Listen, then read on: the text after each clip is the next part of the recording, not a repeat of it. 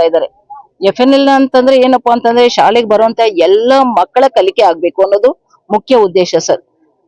Foundational literacy and numeracy ಅಂತ ಹೇಳಿ ಪ್ರತಿಯೊಂದು ಮಗು ತಮ್ಮ ಹಂತದಲ್ಲಿ ಬೇಸಿಕ್ ಆಗಿ ಮಗು ಓದೋದ್ ಬರ್ಬೇಕು, ಬರೆಯೋದ್ ಬರ್ಬೇಕು, ಬೇಸಿಕ್ ಗಣಿತ ಬರ್ಬೇಕು, ಕನಿಷ್ಠ ಲೆಕ್ಕಾಚಾರ ಮಾಡೋಕ್ಕೂ ಬರ್ಬೇಕು ಅನ್ನೋದು ಮುಖ್ಯ ಉದ್ದೇಶ ಸರ್. ಈ ಒಂದು ವಿಷಯಕ್ಕೆ ಸಂಬಂಧಪಟ್ಟಂಗೆ ಇಲಾಖೆಯ ಒಂದು ಗೈಡ್ ಲೈನ್ಸ್ ಅನ್ನ ನೋಡ್ತಾ ನಮ್ಮ ಜಿಲ್ಲೆಗೆ ಹೊಸದಾಗಿ ಆಗಮಿಸಿರುವಂತ ನಮ್ಮ ಜಿಲ್ಲಾಧಿಕಾರಿಗಳು ಸರ್ ಮೊನ್ನೆ ಅಷ್ಟೇ ಶನಿವಾರ ಒಂದು ಕಾರ್ಯಕ್ರಮವನ್ನ ಎಲ್ಲ ಮುಖ್ಯ ಶಿಕ್ಷಕರು, ಸರ್ಕಾರಿ ಶಾಲೆಗಳ ಎಲ್ಲ ಅನುದಾನಿತ ಶಾಲೆಗಳ ಮುಖ್ಯ ಶಿಕ್ಷಕರ ಸಭೆಯನ್ನ ಕರೆದು ತಮ್ಮದೇ ಆದಂತ ಒಂದು ಆಶಯವನ್ನ ವ್ಯಕ್ತಪಡಿಸಿದ್ದಾರೆ ಸರ್. ಅದರಡಿಯಲ್ಲಿ ಎಲ್ಲಾ ಮಕ್ಕಳಿಗೂ ಕನಿಷ್ಠ ಕಲಿಕೆ ಆಗ್ಬೇಕು. ನಮ್ಮ ಮಕ್ಕಳಲ್ಲಿ ಹೆಚ್ಚು ಅಂಕ ಮತ್ತು ಕಡಿಮೆ ಅಂಕ ಅನ್ನೋ ಒಂದು ಡಿಸ್ಪ್ಯಾರಿಟಿ ಇಲ್ಲ. ಮಗು ಶಾಲೆಗೆ ಬಂದಿದೆ ಅಂತಂದ್ರೆ ಮಗು ಕನಿಷ್ಠ ಕಲಿಕೆಯನ್ನ ಕಲಿಬೇಕು, ತನ್ನದೇ ಆದಂತ ಒಂದು ಜೀವನವನ್ನ ರೂಪಿಸ್ಕೋಬೇಕು ಅನ್ನೋದು ಅವರ ದೊಡ್ಡ ಆಶಯ ಆಗಿದೆ ಸರ್. ಈ ಒಂದು ನಮ್ಮ ಜಿಲ್ಲೆಯಲ್ಲಿ ಈ ವರ್ಷ FLN ಅಡಿಯಲ್ಲಿ ಒಂದು ಕಾರ್ಯಕ್ರಮವನ್ನ ಅನುಷ್ಠಾನ ಮಾಡ್ತಾ ಇದ್ದಾರೆ ಸರ್. 3 ರೀತಿಯಂತ ಕಾರ್ಯಕ್ರಮವನ್ನ ಮಾಡ್ತಾ ಇದ್ದಾರೆ ಸರ್. ಒಂದು ಕ್ಷಮತೆ, ಜ್ಞಾನ ಬಲವರ್ಧನೆ ಮತ್ತು ಇನ್ನೊಂದು ಅನುಭವಾತ್ಮಕ ಕಲಿಕೆ ಅಂತೇಳಿ ಸರ್. ಅನುಭವಾತ್ಮಕ ಕಲಿಕೆಯಲ್ಲಿ ಈ ನಮ್ಮ ಕಲಿಕಾ ಹಬ್ಬ ಬರ್ತಾ ಇದೆ ಸರ್.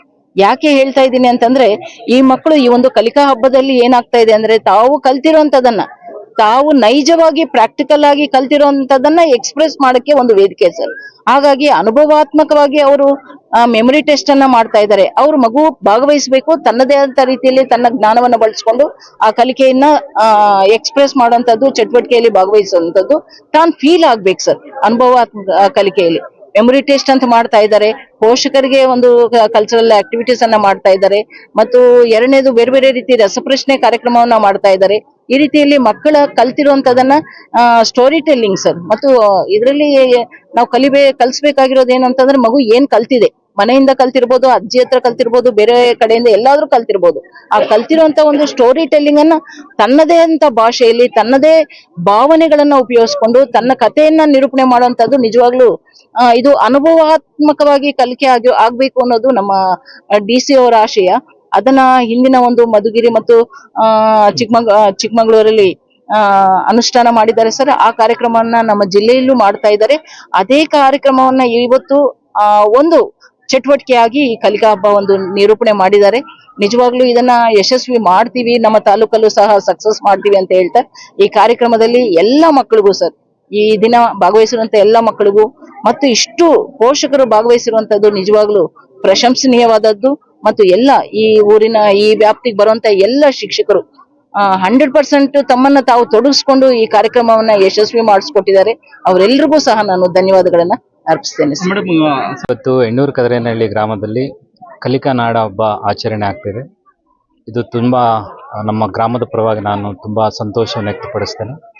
ಇಲ್ಲಿ ನಾವು ಮತ್ತೆ ಖಾಸಗಿ ಶಾಲೆಗಳಿಗೂ ಮತ್ತೆ ಸರ್ಕಾರಿ ಶಾಲೆಗೆ ಕಂಪೇರ್ ಮಾಡಿದಾಗ ನಿಜವಾಗಲೂ ಒಂದು ಸರ್ಕಾರಿ ಶಾಲೆಗಳು ಶಿಕ್ಷಕರು ತುಂಬಾನೇ ಅವರು ಶ್ರಮೆ ಪಡ್ತಿದ್ದಾರೆ.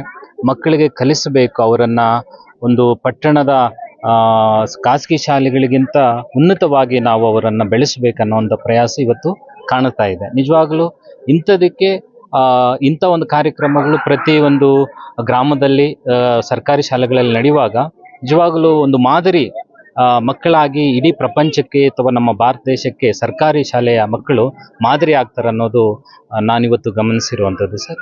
ಅದಕ್ಕೆ ನಮ್ಮ ಇಡೀ ಗ್ರಾಮದಿಂದಾಗಲಿ ಮತ್ತು ಪಂಚಾಯಿತಿ ಮಟ್ಟದಿಂದಾಗಲಿ ಮತ್ತು ಇಲಾಖೆಯಿಂದಾಗಲಿ ಎಲ್ಲರೂ ತುಂಬ ಅದ್ಭುತವಾಗಿ ಸಹಕಾರ ನೀಡಿದ್ದಾರೆ. ಇವತ್ತು ನೋಡ್ಬೋದು, ಮಕ್ಕಳ ಆಸಕ್ತಿ ನೋಡ್ಬೋದು, ಶಿಕ್ಷಕರ ಆಸಕ್ತಿ ಅಥವಾ ಪೋಷಕರ ಆಸಕ್ತಿ ತುಂಬ ಅದ್ಭುತವಾಗಿದೆ.